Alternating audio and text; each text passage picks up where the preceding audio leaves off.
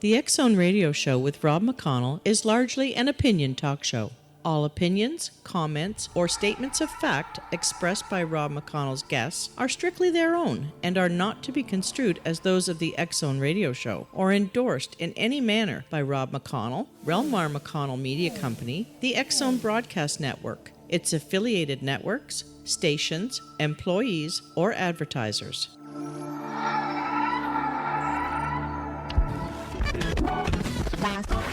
All Hit Radio.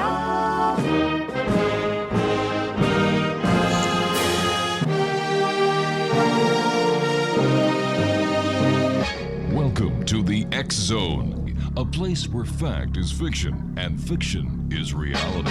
Now, here's your host, Rob McConnell.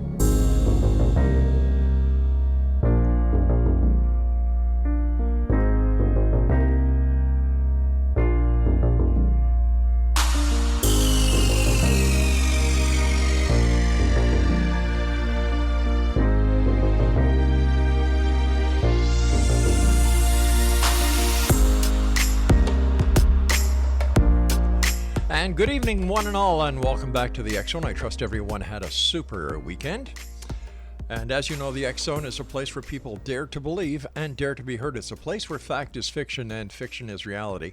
And the X Zone comes to you Monday through Friday from 10 p.m. Eastern until 2 a.m. Eastern, right here on the X Zone Broadcast Network, Talkstar Radio Network, Mutual Broadcast Network, iHeartRadio, Simul Radio, and Simul TV.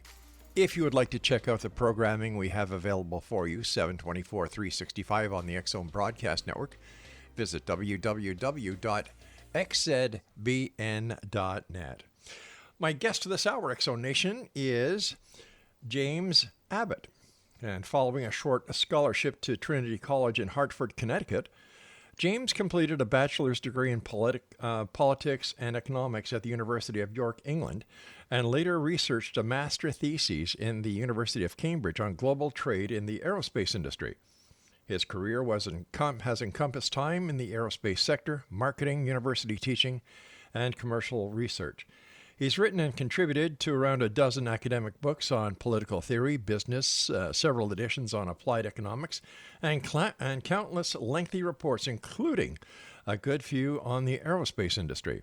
His greatest professional love is research, having the view that there aren't that many jobs in which one gets paid for having fun. Well, if you want to exclude my job. But that's what research is like for him. James is a member of the Market Research Society, the Chartered Institute for Human Resources, and the British Interplanetary Society, and lives with his wife in Yorkshire, England. Joining us now from Yorkshire, England, is James Abbott. And James, welcome to the X Zone. Thanks, Rob. Nice to be on. It's a great pleasure. It's super having you with us. My goodness, you've everything from research to, my goodness. So tell me, what's your favorite part about research? I love research because it teaches you new things every day. You learn something new, whatever you're doing in the subject and whatever subject you're studying. I can't understand people who don't like to learn new things. Yeah, that boggles my imagination because life is a learning experience. From the moment we're born to the moment we say so long to this meat suit that we wear, we're learning. Yep, that's right. You've got a new book that's out. It's called The Outsider's Guide to UFOs, and it's published by Archway Publishing. Tell us about it. Yeah, it's a book that I wrote. I've been researching for it for about 10 years now, really. But it's a new book which tries to be different, which tries to write about not just a single theme or subject, which is what most books on UFOs tend to do, but to write about the whole phenomenon in terms of its history, the numbers of sightings, the characteristics of UFOs, right, and some of the best cases. And doing the research for your book, what, in your opinion, was the most fascinating UFO case that you had the opportunity of researching? Well, I mean, there are 40 of them in the book, and they're all carefully chosen to be pretty credible and pretty good. But I mean, I can give you two from maybe 100 years apart. Okay. Okay, the first one occurred in 1909 here in England, and it was a police officer who was on patrol in the town of Peterborough, down in the eastern counties of England. It was nighttime, it was dark, and he was amazed to see something vaguely cylindrical, but with lights at both ends, travel across the city and disappear in another direction. Now, being a police officer, even in those days, you didn't go around telling people you'd seen things in the sky. And so he kept it to himself for about 2 weeks, until the local newspapers began to tell stories about people seeing this object or similar objects in the skies of England, in different parts of England, across the Midlands, in fact. Now, he then told his story, and the newspapers put together an account of all these sightings. Now, the interesting thing is, at the time, they called them airships, but there were no airships in the skies anywhere in Europe in those days, apart from in Germany, where they were prototyping some of the early Zeppelins. And they were very, very small and very secret, and they would never, ever have tested them over England. So that particular one is fascinating. Was there any follow-up done on that investigation to find out what the airship could have been or where it may have come from? As far as we can tell, the Air Ministry, as it was at the time, did some investigations, but of course they couldn't really do a great deal because aircraft at the time were very, very rudimentary. There still weren't many aircraft around, and British airships were still a year or so from being flown for the first time. So there was nothing in the skies. So what on earth were those things in the skies? And people in San Francisco, of course, and Vancouver and places like that had seen airships as early as the 1890s. And they remain a mystery to this very day. Yeah, they do. And a mystery which is difficult to solve. I mean, it's impossible to solve at this distance in time. But it's the sort of mystery that brings you to think that maybe there's something in these early sightings. Now, what is the second sighting 100 years into the future from this last one? Okay, well, that one occurred in America in 1952. It wasn't 100 years, but it was certainly a good 70 years after the airships had been sighted in San Francisco. Right. When Washington, D.C. had its big flap in 1952.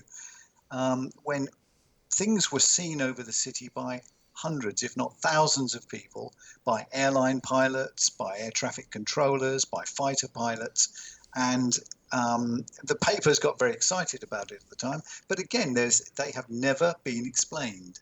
I know the arch skeptic Philip Klass tried to explain the whole affair as being mistakes by air traffic controllers and pilots and general hysteria, but that could not have been the case. Why do you think there are so many people who are reporting these unidentified flying objects to the authorities, and yet the authorities basically say, no, there's no such thing? Yeah, that's the $64,000 question. I think, to be honest, my own opinion, and it is just an opinion on this, but my own opinion is not the same as the people who believe in conspiracies. I believe that governments do know a lot more about this subject than they tell us. Right. But on the other hand, I think they're as baffled by it as we are. They may be sitting on more information, but that information has not yet been put together into a coherent story. And I doubt very much that it will be in our lifetimes. I think this is a long haul. Well, let me ask you something as an eminent aerospace researcher. In your opinion, and your opinion only, sir, do you believe that these visitors, whoever they are, wherever they come from, pose a threat to humanity? I would argue exactly the same as the governments that have studied them argue, and that is that they do not pose a threat. Yeah. And that's simply on the basis of evidence. Yep. Now, these things could be natural phenomenon, or they could be visitors from outer space. Who knows? We simply do not know. But one thing we do know is that virtually no one has ever been harmed by them. And the stories of harm tend to come from one side of the story completely, which is the abductions and experiencing side. I have mixed opinions when it comes to the abduction scenario, because I've had the opportunity of speaking to people who claim to have been abducted, but the lack of evidence, the lack of proof that the abduction has actually taken place is only corroborated by hypnosis, and I give no credence to hypnosis whatsoever. No, I agree with you entirely, Rob. I think that's a fact that people are beginning to understand. Now, these people may be extremely genuine and may understand and may be seeing things that we simply don't understand, Right. and may have experienced things that we don't understand. But as you say, we have no proof. It's a bit like people seeing ghosts. My own father saw a ghost, and I believe him. But why he saw one, I don't know. And whether ghosts exist, I don't know. And because there is no proof and we aren't anywhere near a scientific explanation for what they might be, Right. I think the same thing applies to abductions. You know, people forget, in my opinion, as a former police investigator, that there are many sides to a story. There's his side, her side, and the truth. You and I will be back on the other side of the short break as we continue here in the X Zone with our special guest this hour, James Abbott, and he's the author of The Outsider's Guide to UFOs. I'm Rob McConnell, and we're coming to you from around the world, there you go, from our broadcast center in Hamilton, Ontario, Canada. See what happens when I get a weekend off? It's amazing. You kind of forget things. I'll be back. Don't go away.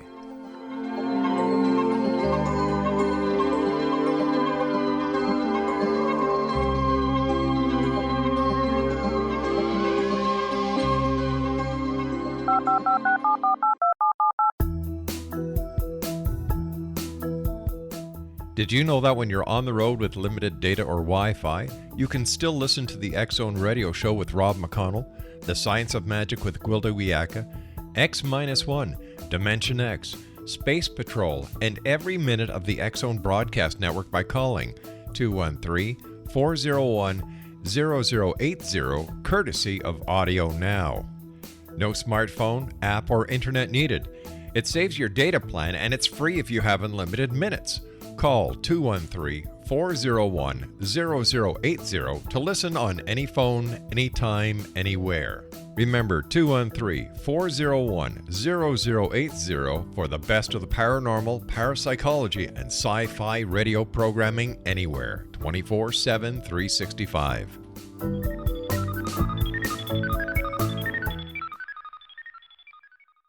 You have heard of the X Zone? Now watch it on Simul TV. Plus 500 video games, live TV channels, free video on demand, worldwide, and more. Does this sound like tomorrow's television? Well, it is, but you can have it today, right now. It is Simul TV. Simul TV offers what the others only wish they could provide. 15 exclusive channels like X Zone, sci-fi, and horror. We are worldwide. No other provider offers that. 500 built-in video games. No need to have an extra expensive system. We have them included. Free video on demand. Live streaming events from around the world. Interactive online network, and much more. Tomorrow's TV today. Simul TV. Sound too good to be true? Well, it's not. You can have Simul TV today. Sign up at simultv.com. Do it today.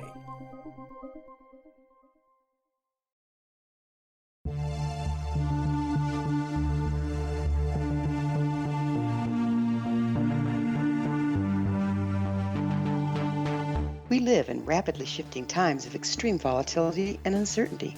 Such profound change brings a unique opportunity for the evolution of consciousness. I'm Gwilda Wiyaka, host of Mission Evolution Radio Show, a program that explores the latest scientific developments and deepening spiritual truths supporting human evolution.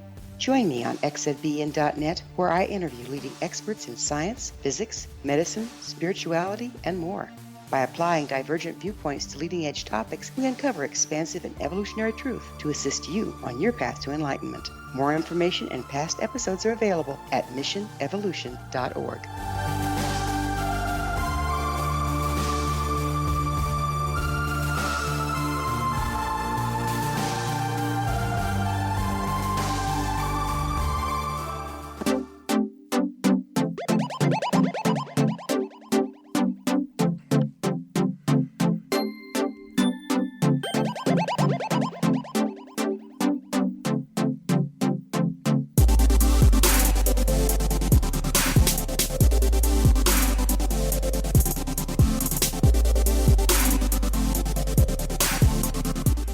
Welcome back, everyone. Every time Craig plays that bumper, I try to see a rearview mirror to see why I'm being pulled over by the cops this time.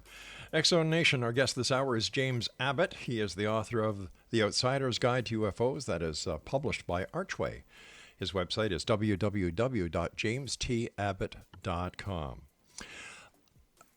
England, I believe, also has a history with UFOs, unidentified flying objects, whatever they may be, going back to World War II, and they were called Foo Fighters.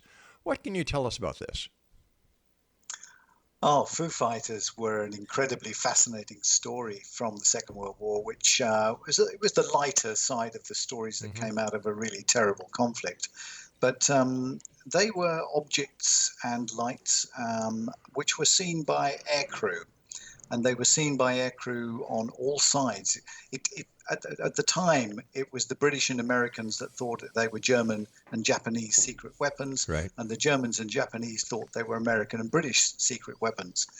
But they flew alongside bomber formations. They flew in between the bomber formations.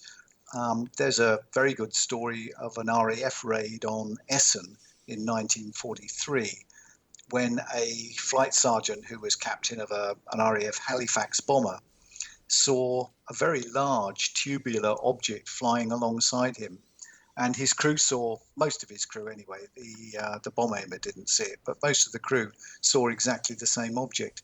So again, you see, as far as we know, not a single military aircraft was ever damaged by Foo Fighters, as they were called. The term was an American one that was made up by American aircrew who got frustrated by being disbelieved by their intelligence officers when they got back. And they were the ones that first called them Foo Fighters. But there are photographs on record, and there are lots of individual witness statements to virtually every air force in the world. If you did just the four top ones, the Japanese, the British, the Americans, the Germans. I've always believed that military intelligence is the most popular oxymoron in history. Yeah, I'd agree with that. Is it possible that the Foo Fighters were actually electrical static discharges caused by the airframe of the aircraft itself? Yeah, it's very possible. And in fact, a number of experiments during the war tried to recreate them to try and see whether that was what was happening. But nobody has yet done that. We know that there are electrical discharges in the air which get caused, but no aircraft, certainly that I've ever read about, has managed to recreate the sort of things that these Foo Fighters did during the war. They zipped into bomber formations and zipped out again. This tubular object flew alongside a Halifax bomber formation for a while and then disappeared. And there are accounts of disc-like objects also being seen. The Japanese saw them as fiery globes. Wow. Too much sake in their diet, I guess, over there. Probably. Yeah, I'll drink to that. Were there any films taken of the Foo Fighters that exist in the public archives where people could actually go and see what they look like? I don't mean photographs. I mean actual film footage, because during World War II there were so many airmen who were taking photographs, cameras, motion pictures with 16 millimeter cameras. And I was just wondering if to your knowledge, as a researcher, if such a film does exist. As far as I know, Rob, no. Wow. There may be some in government archives somewhere, and there are one or two. I have seen one film online, right, which, to be frank, I'm not totally sure of, so I wouldn't recommend it. But there are lots of still photographs taken by the crews on these aircraft, including Japanese and German aircraft. Well, the next time Nick Pope is on the show, I'll have to ask him about that. Yeah, do. Yeah. He's well up on that. He's a great guy. I've had the opportunity of having him on the show a number of times, and it's always a great pleasure speaking with him. Yeah. Is the UFO phenomenon global? Is there any part of this this little blue planet that UFOs have not been seen?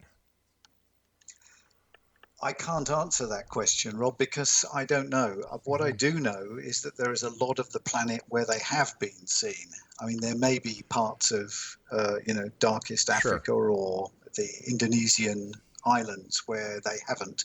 But we have reports. We know there are reports from China, from Russia, India, Australia, New Zealand, Canada, you name it. There are, and of course, virtually all of the countries in South America have records of this, and some of the governments, like the Chilean government, have set up special departments to look into it.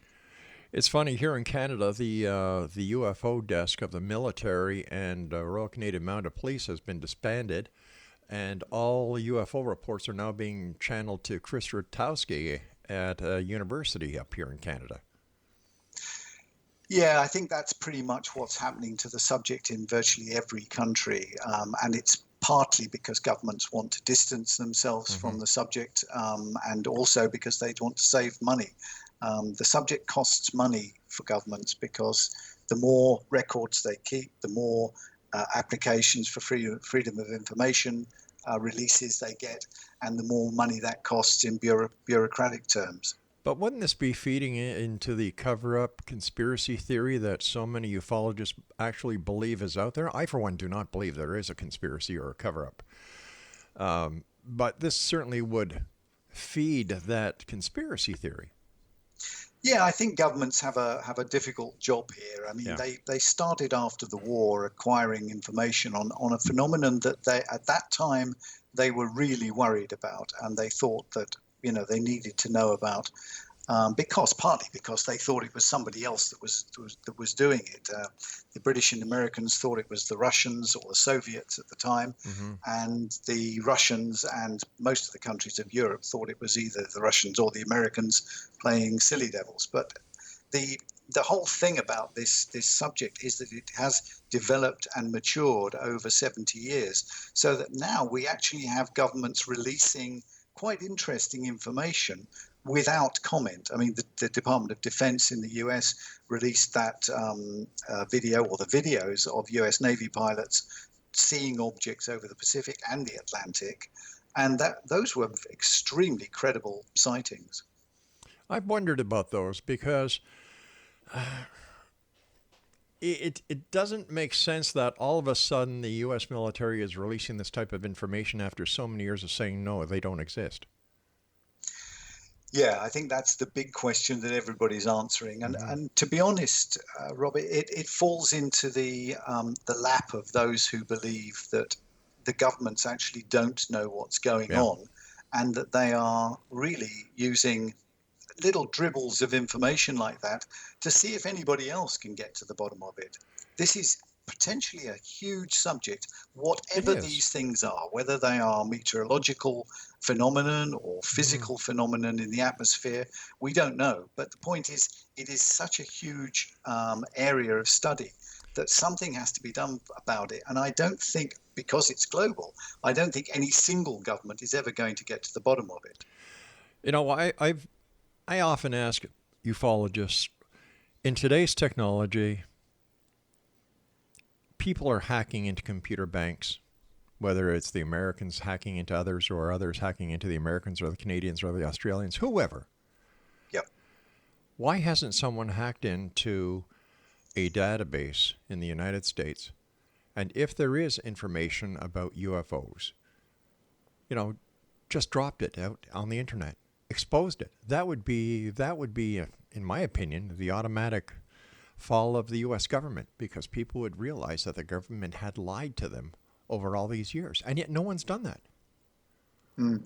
I know. I think what people have got to understand, I think, is that yes, governments have lied to them, because governments always lie. They are, that's the way they govern. Sometimes there are bits of information that you cannot tell people. Yes. And that's for two reasons, or it's potentially two reasons. One is that the information is so damaging to the nation itself that you don't want people to know about it. And that brings into mind the sort of cover-ups that were run during the Second World War when disasters happened. The Americans slapped a huge secret cover-up on the Slapton Sands disasters just before D-Day. The British covered up the sinking of an aircraft carrier. It was done for what you'd call strategic reasons during the war and for everybody's good. But there are different sorts of cover-ups, and another sort is where the governments really are wandering around in the dark themselves. They don't know what's going on, and they're afraid really to let people know that they don't, because they think that might be more scary than whatever it really is. And then you've got the other possibility that is a matter of national security, that by revealing this secret, you put the entire security and the safety well-being of the nation at risk. And I agree with that. You and I have to take our news break at the bottom of the hour, my friend. Exonation James Abbott is our very special guest, and his website is jamestabbott.com, and he is the author of The Outsider's Guide to UFOs. And we'll both be back on the other side of this break as we continue here in the X Zone from our broadcast center and studios in beautiful Hamilton, Ontario, Canada. My name is Rob McConnell. You can send me an email, xzone@xzoneradiotv.com, and to find out all about the great programming on the X Zone TV channel on Simul TV, visit www.simultv.com.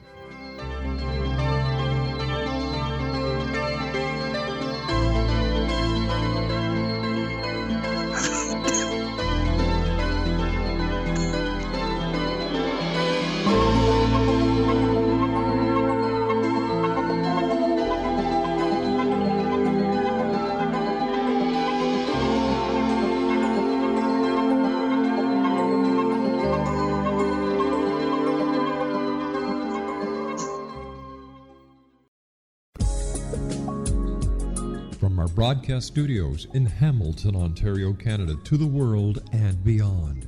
You're watching the X Zone Broadcast Network, www.xzbn.net. AVS Media Den. You have heard of the X Zone?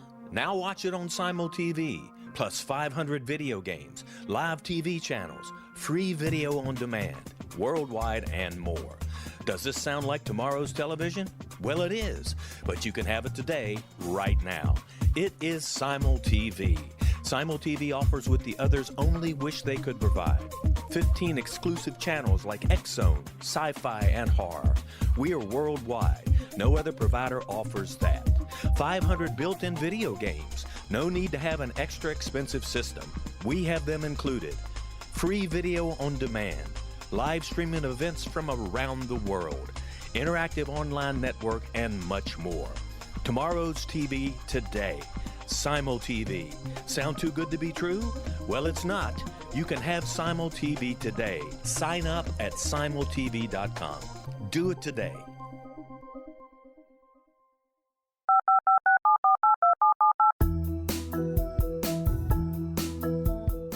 Did you know that when you're on the road with limited data or Wi-Fi, you can still listen to the X Zone Radio Show with Rob McConnell, The Science of Magic with Gwilda Wiyaka, X-1, Dimension X, Space Patrol, and every minute of the X Zone Broadcast Network by calling 213-401-0080, courtesy of Audio Now. No smartphone, app, or internet needed. It saves your data plan, and it's free if you have unlimited minutes. Call 213-401-0080 to listen on any phone, anytime, anywhere. Remember 213-401-0080 for the best of the paranormal, parapsychology, and sci-fi radio programming anywhere, 24/7, 365.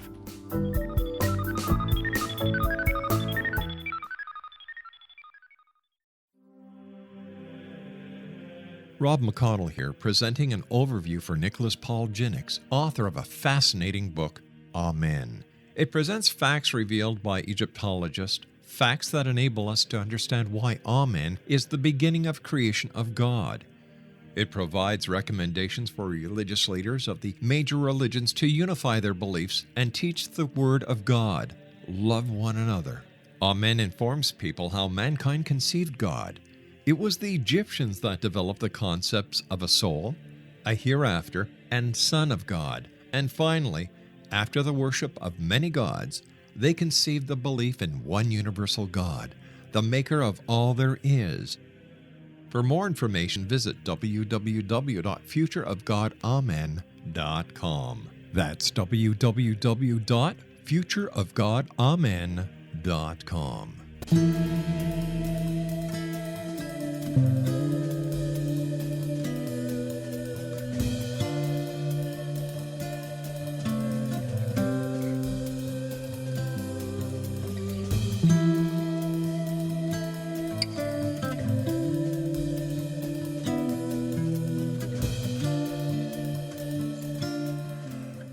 back, everyone. I've received a few emails over the last couple of weeks asking why are bumpers about 25 seconds long when they used to be about 5 to 10 seconds. Well, it's very simple because not only does this show go on the radio, but this is also part of the X-Zone TV channel on Simul TV.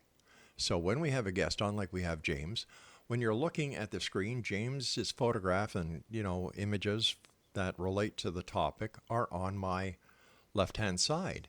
And when we come back from the commercial breaks and the news, we just put up little promos of, who the guest is, what we're talking about, and so on, so that you, the listener, or you, the reader, you, the viewer, know where we are. Did that make sense? You're all nodding your heads. Okay, there you go. James Abbott, once again, is our guest. He's the author of The Outsider's Guide to UFOs, published by Archway Publishing. And why do you think, James, that the majority of all UFO reports on this beautiful planet of ours emanate from the United States? I think that's fairly simple. It's because the Americans are a very open society. They may not believe it at the moment, but they are. And they always have been. They always have loved freedom of information, perhaps more than any other nation on the planet. And I think, to be honest, the freedom of the press in Britain was one of our pride and joys. But the governments of European countries are much more careful about the information they release and the sorts of things that get into the press. So I think the Americans have the sort of culture which allows people to report these things. They also have quite an exciting culture. I think the Americans and Canadians are much more open to the excitement of the UFO subject, whereas some of the European countries regard it as a little bit... out there? Sorry? A little bit out there? Yeah, a bit out there, Yeah. a bit very unusual. And of course, they tend to be more religious, and therefore to have religious objections to the subject. So, yeah, the Americans are more open. Not to mention that there is a larger amount of alcohol being consumed, and the Americans are very sensationalistic. Yeah, that could be, but I think the Brits are pretty good at consuming alcohol as well. Only Guinness in the pubs. What is your opinion of the Roswell incident going back to 1947? Oh, that's fascinating, isn't it? I mean, that incident started the whole thing off, and you could talk about it for the entire hour because there are aspects to it which really puzzle people. But my big thing about Roswell is really that first thing that was let out by Colonel Blanchard when he announced to the press through Walter Haut, his press agent, his press officer, that a disc had been recovered. And the press release actually starts with a phrase which goes something like, to settle all the hysteria that's been going around over the last few weeks, we have actually recovered a disc. And that press release was incendiary. It was explosive. The newspaper printed the article with the headline about Roswell RAAF finding a UFO, a saucer, and that set the whole thing off. Now that alone raises my suspicions. Why would a colonel who's on the career ladder for general and eventually became a full general, why would that chap release that sort of press release when that news was something that only the President of the United States should be able to release if it happened in the United States, or the Prime Minister of Britain or the Prime Minister of Canada? That was not something that a lowly colonel should be releasing, but he did. Now, the question for me is why? you can set aside Jesse Marcel and all the other characters in the story for the time being. But the real mystery for me is why that press release was released. Because if the United States was trying to cover up a flying saucer, a secret thing that they had found and that they hoped to learn masses and masses of new technology from, they certainly wouldn't have put a press release out about it. Exactly. Plus, we know for a fact that during World War II, the Germans were working on a disc craft. And with the Germans coming over and working with the United States government, is it possible that what actually crashed was an experimental disc craft that the Americans had created with the help of the Germans who, came over and worked with them? Yeah, it's entirely possible that something that they tried didn't work and it crashed. And of course, there are other theories about the extraterrestrial side of Roswell, which Nick Redfern has recently published in one of his books, which is that it was a secret experiment gone wrong.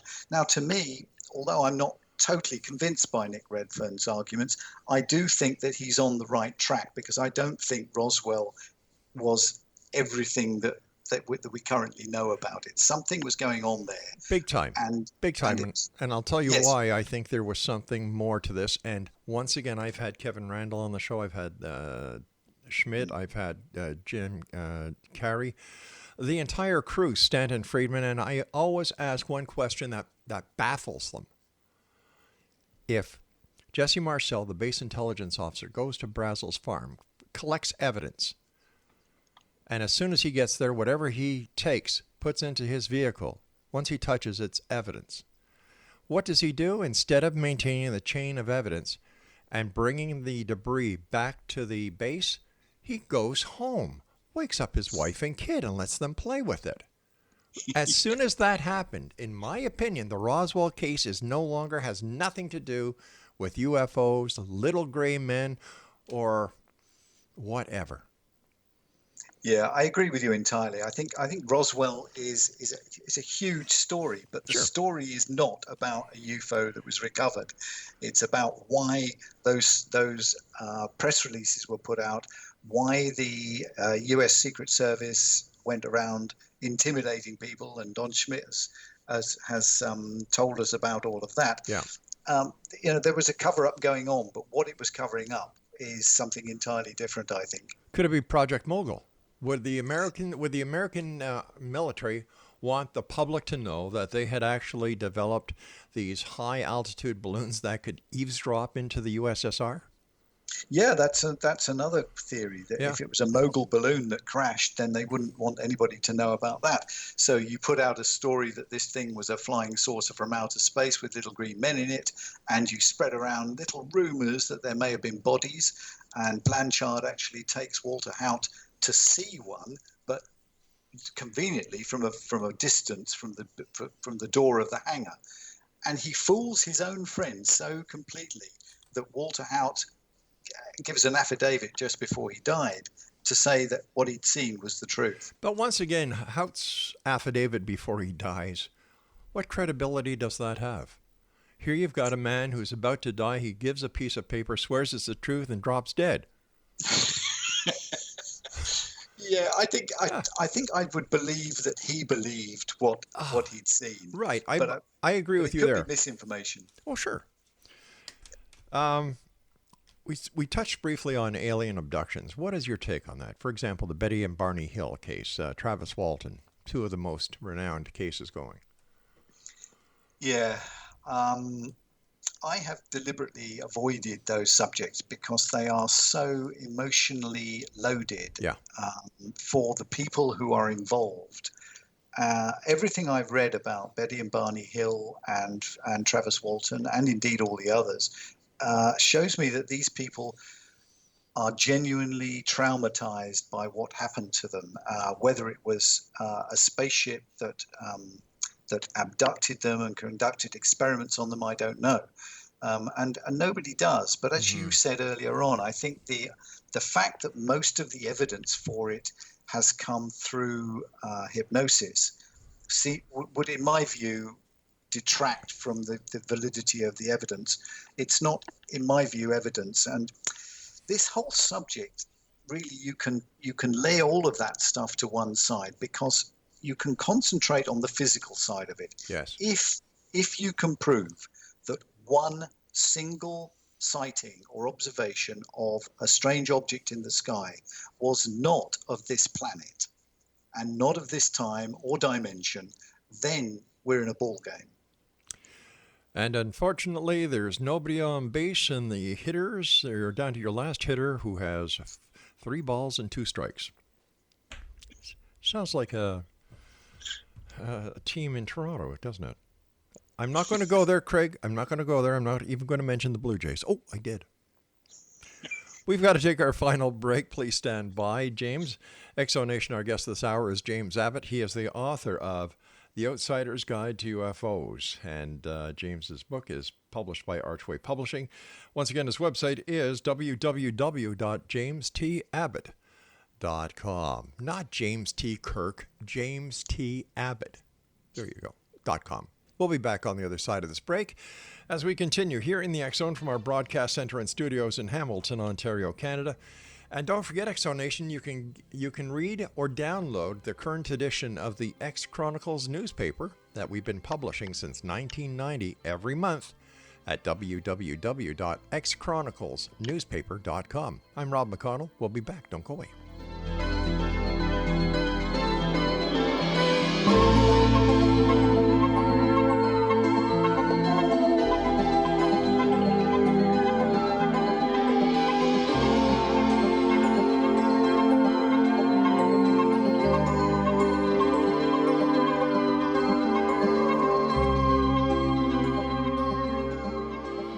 Of the X Zone? Now watch it on Simul TV, plus 500 video games, live TV channels, free video on demand, worldwide, and more.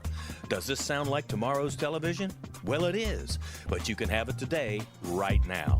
It is Simul TV. Simul TV offers what the others only wish they could provide. 15 exclusive channels like X Zone, Sci-Fi, and Horror. We are worldwide. No other provider offers that. 500 built-in video games. No need to have an extra expensive system. We have them included. Free video on demand. Live streaming events from around the world. Interactive online network, and much more. Tomorrow's TV today. Simul TV. Sound too good to be true? Well, it's not. You can have Simul TV today. Sign up at simultv.com. Do it today. The new nonfiction book, Razor of Madness, is similar to cult movies like Clockwork Orange, Dragon's Tattoo, or The Other Side of Hell. Wayne Morin Jr. and Thomas Lee Howe will expose widespread and systematic deficiencies in this thought-provoking tell-all novel. Mind control rages among scholars in law schools. Human rights are ignored while thought reform and mental manipulation are accepted practices used as behavior modification. Dr. Louis Jolyon West comes to mind. Media and public scrutiny shows that United States mental hospitals are in fact destructive murder industries. Razor of Madness expose novel details this epidemic through an in-depth professional and personal investigation. For decades, there has been a revolving door policy that still releases killers and pedophiles back into society. The maestro of mind control continues to haunt America to this very day. Razor of Madness is available in paperback or as a downloadable ebook at Amazon.com.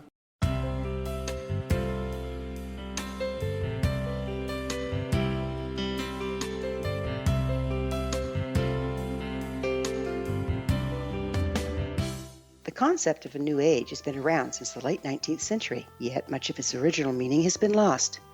What exactly is the new age? Is it a religion, a collection of obscure esoteric practices, a series of doomsday predictions, or an astrological event? The New Age Chronicles is a unique complementary publication bringing reason and grounded information to separate fact from fiction.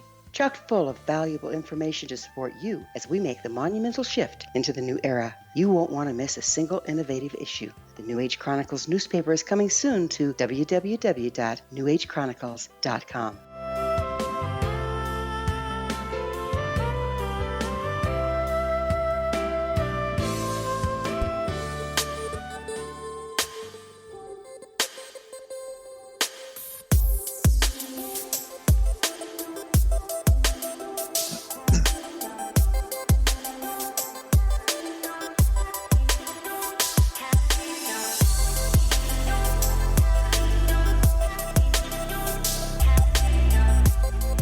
Exonation, our guest this hour is James T. Abbott, and he's the author of The Outsider's Guide to UFO. It's also published by Archway Publishing. It's available in digital, paperback, and hardback copies through Amazon and booksellers everywhere. James, in your opinion, what would you say is the skeptic's strongest argument against UFOs? I don't think they have a strong argument against UFOs because clearly UFOs exist. They exist full stop. People are seeing them all the time. Air pilots are seeing them. Military pilots are seeing them. Police officers are seeing them. The question here is what they are. And if you mean by that, what is the skeptic's strongest argument against visitors from another star system or another dimension or another time? Then again, I really don't think there are any strong arguments. However, equally, I don't think there are any real strong arguments that they are from another galaxy, time, or dimension. The fact is, we just don't know enough to be able to put together any strong arguments. And this is what my book is really trying to show, that they're what we do know and what there definitely is now is a powerful a priori case that a phenomenon exists, whatever it is, and that there are inexplicable events and observations taking place around the globe every year, thousands and thousands of them. And whatever speculation there is about what they are or not, or aren't really, I suppose there's evidence. There's enough evidence on the table for us to be certain we need to know more, and we need some long-term scientific study of that. In your book, you speak about strange characteristics as reported by witnesses. Now, why are they particularly strange? I think they're strange in the light of what skeptics like to claim. So if you think about UFOs, about things in the sky, most people think that the misperceptions are really about myth, about the myth of films and books and TV. So the skeptics tend to claim that people see what other people see, and that and the sorts of things that are reported on radio, TV, and in the papers. So if you take those two arguments as examples, I find it strong that people don't report what is portrayed in science fiction film, whatever time they're living in. If you go back to the time of the early 19th, 20th centuries, Jules Verne and H.G. Wells was showing UFOs or things in space as being they looked like a large artillery shell. But in the 50s, the comic books had cylindrical objects with fins and pointed noses. And in the 90s, our ideas of spaceships were vast, rumbling intergalactic freighters or multi-nosed space fighters. But what people see and report isn't any of that.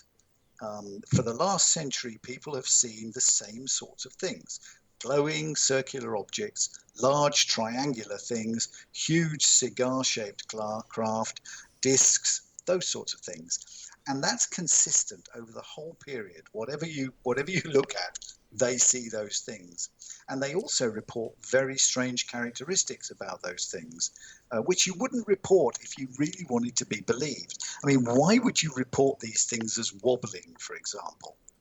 If you wanted somebody not to laugh at you when you said, I saw something strange in the sky last night, why would you say it whizzed down, stopped, and wobbled? But that's what people say. They say they are silent, hovering, they zigzag in flight, and they wobble. Why don't the UFOs, in your opinion, just land on the front lawn of Buckingham Palace or in the front lawn of the White House on Parliament Hill here in Canada? Why don't they just land, get it over with? Why maintain the cloak and dagger effect? Yeah, that was the lovely argument. I mean, Philip Klass could be a bit cruel at times, but that was his lovely argument, wasn't it, about them, about the lights and the landings and all the rest of it. If you don't want to be seen, then why the lights? And if you do want to be seen, land. Exactly. Now, the whole point about this UFO phenomenon is we must remember first, we don't know what they are. True. It could be physical, it could be something meteorological, it could be something that's perfectly explicable if we study it enough. But if, and it is a very big if, these things are visitors from some other place, then maybe they don't want to land. Maybe they want simply to be seen and to be known and to stimulate something, to actually cause us to think, to study, to work things out for ourselves. How much influence do you think that movie makers around the world have when it comes to UFO sightings and extraterrestrial contact and even alien abductions? Yeah, there's a huge. David Clarke has a theory, doesn't he, about the whole thing being about myth and the media. So the media show something, they have a big film out, something, close encounters or interplanetary or extraterrestrial stuff. And then everybody goes outside and sees spaceships in the sky and reports them to the papers. And to a certain extent, I would guess that's true. There are people who will do that. But you can take any year in any decade of the last 70 years and people see these things in the sky. And they report them in ways that the media don't report them. Now, Spielberg actually admitted that his main film, Close Encounters, was based not on something that he dreamt up and that he thought that would influence everybody else. It was based on previous people's explanations of what these things looked like, what they did, how they behaved, and so on. So he was chasing reality, not the other way around. When you look at some of the sci-fi movies, for example, The Day the Earth Stood Still, the War of the Worlds, the new version, and Independence Day. If I was an extraterrestrial and I kind of, was cruising around planet Earth and I kind of tapped into the frequencies that would allow them to watch these movies, my God, I wouldn't want to land either. Why would you be scared? Well, sure. Look what they did to the guys in Independence Day. They, these big monsters in these suits, and then in the War of the Worlds, these robotic creatures from another planet come charging out of the Earth. And, and look what they did to that poor robot in The Day the Earth Stood Still. And Michael Rennie, I think, was the actor. No, it wasn't Michael Rennie, was it? I forget. Anyway, they're portrayed by some filmmakers as bad guys. Yeah, because that's what films are all about. Films are about the white hats and the black hats, and the white hats have to be the Americans, and the black hats have to be the aliens. So the white hats always win. There's no doubt about that. Is it possible? You just brought an interesting point to mind. Is it possible that the extraterrestrials have replaced the sci-fi movies with ETs, UFOs, and alien abductions? Have replaced the cowboy and Indian movies?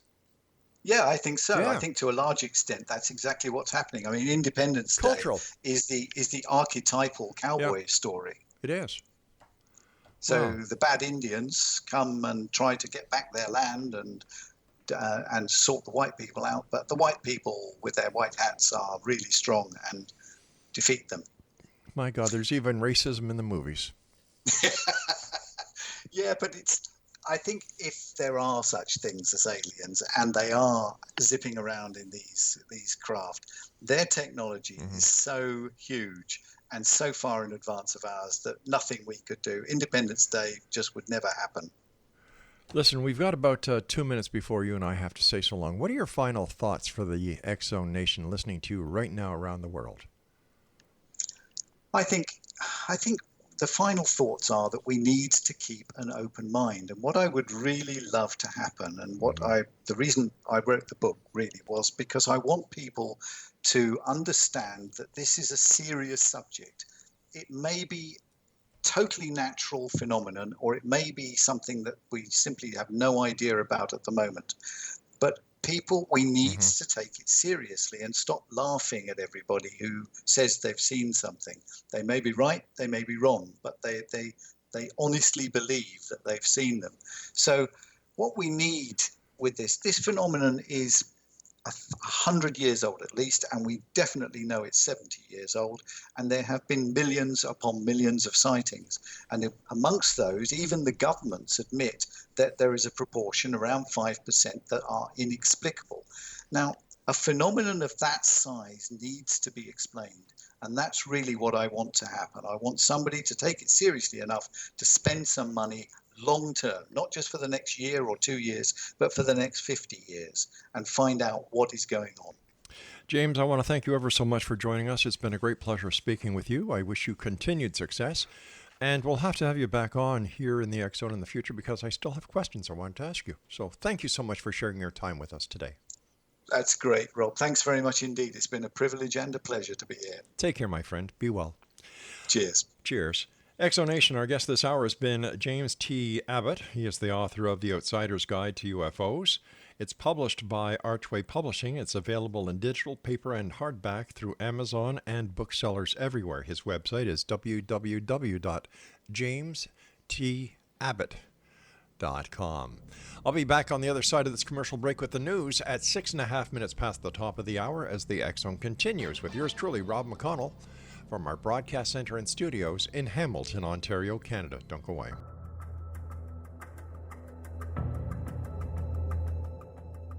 Modern Esoteric, Beyond Our Senses by Brad Olson, consummates the lifology story about where humanity originates.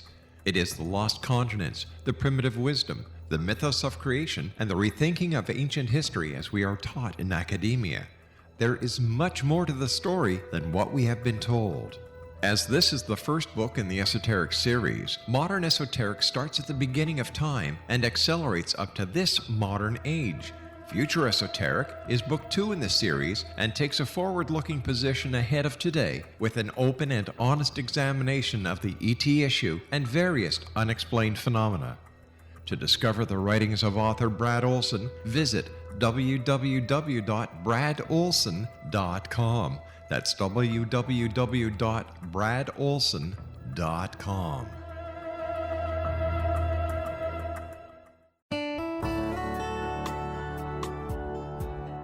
Are you or is someone you know struggling with addictions, depression, anxiety, relationships, low self-esteem, lack of confidence, grief, success, and prosperity? Do you know that your subconscious belief plays a big role in the outcome of your hard work? We can help you permanently change the beliefs that may be the reason for your struggles and failures. We care about getting you the return on your investment and the results you are looking for. We can help you be free of the limitations of your past and in realizing your highest potential. We work with people by phone and Skype. For more information, visit us at www.ritasoman.com. That's www.ritasoman.com.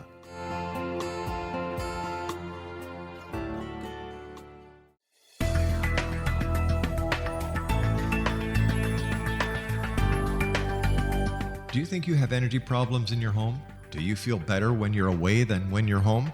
Joey Korn is a global leader in the world of dowsing who specializes in personal energy clearing and space clearing. He can help you create an ideal energy environment in your home no matter where you live in the world. Learn about his remote spiritual house cleaning services and much more at www.dowsers.com. You can get Joey's book, Dowsing, A Path to Enlightenment, as well as other dowsing books and tools, Kabbalah books, and Walter Russell books. Joey's work is really amazing. Go to dowsers.com right now. That's DOWSERS.com or call 1-877-DOWSING. That's 1-877-369-7464.